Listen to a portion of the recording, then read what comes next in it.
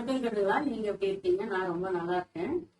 எல்லாருக்கும் இனிய பொங்கல் நல்வாழ்த்துக்கள். இன்னைக்கு பொங்கலுக்கு உண்டான ஸ்பெஷல் பொங்கல் எப்படி பண்ணலாம்னு பார்க்கலாம் வாங்க. தேவையான பொங்கல் செய்ய தேவையான பொருள் என்னென்னு பார்க்கலாம். இது புடி அரிசி கண்ணு இது எடுத்திருக்கேன். அடுத்தது இதுலயே 1.5 கப்பு வெல்லம் எடுத்திருக்கேன். மண்டை வெல்லம் நல்ல பொடியா நான் இது பண்ணி வச்சிருக்கேன். பால் 1 கப் எடுத்திருக்கேங்க. 25 கிராம் முந்திரி பருப்பு, 25 கிராம் திராட்சை, 100 கிராம் நெய், பாசி பருப்பு 4 ஸ்பூன் எடுத்திருக்கேன். ஏலக்காய் தட்டி வச்சிருக்கோம், 5 ஏலக்காய். முதல்ல ஊற வச்சிடலாம் அரிசி பருப்பு. 2 தனித்தனியா ஊற வச்சிருக்குங்க. அரிசி தனியா பருப்பு தனியா. ஒரு அரை மணி நேரம் ஊறட்டும். வெள்ளை எடுத்து வச்சிருக்கேங்க. அதுல கொஞ்சம் தண்ணி மாதிரி காய்ச்சிக்கலாம். ஏன்னா அது உப்பு எல்லாம் இருக்கும். அதெல்லாம் எடுக்கிறதுக்கு தான் இது பண்றோம்.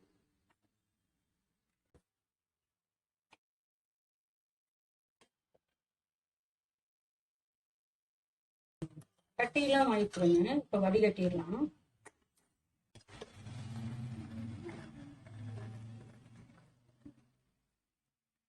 பாத்தீங்களா எவ்வளவு குப்பி இருக்குன்னு. இப்போ குக்கர் வச்சுட்டேன் நானு. காஞ்சிருச்சு. இதை நெய் எடுக்க போறேன். 1 ஸ்பூன் ஊற்றிக்கோங்க. இப்போ வடிச்சு வச்சிருக்க முடியல பாசி பருப்பு, அதே போய் போட்டுருவேன். நான் வடிச்சுக்கணும்.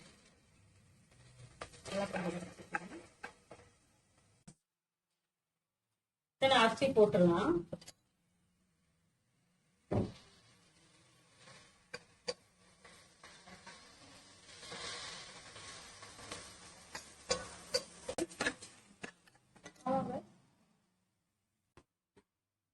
இப்போ 3 டம்ளர் ஊத்திருக்குங்க. 2 டம்ளர் தண்ணி ஊத்திருக்கேன். 1 கப் பால் ஊத்திக்கலாம்.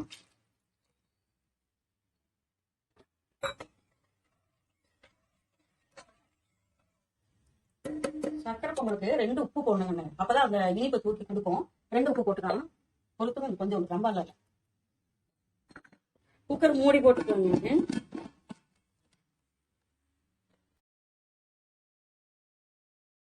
நல்லா திறந்து பார்க்கலாம். விசில் போயிடுச்சு. திறந்து பார்க்கலாம். பாருங்க.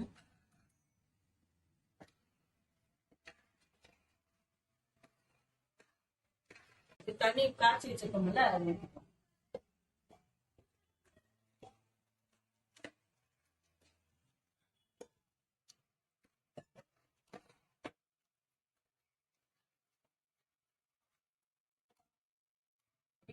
கொஞ்சம் அப்படியே அமுத்தி விடுங்க.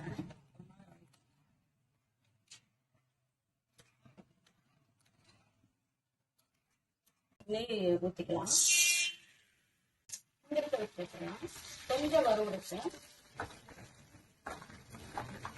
போட்டு திராட்சை போட்டுக்கலாம். கொஞ்சம் உப்பு ஆகும்.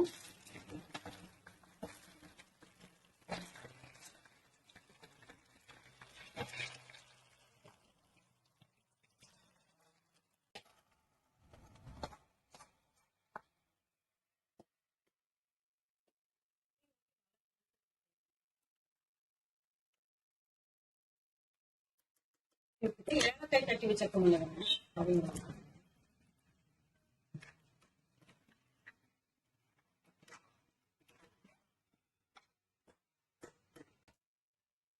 ரெடி ஆயிடுச்சு. ஸ்டவ் ஆஃப் பண்ணிருக்கோம்.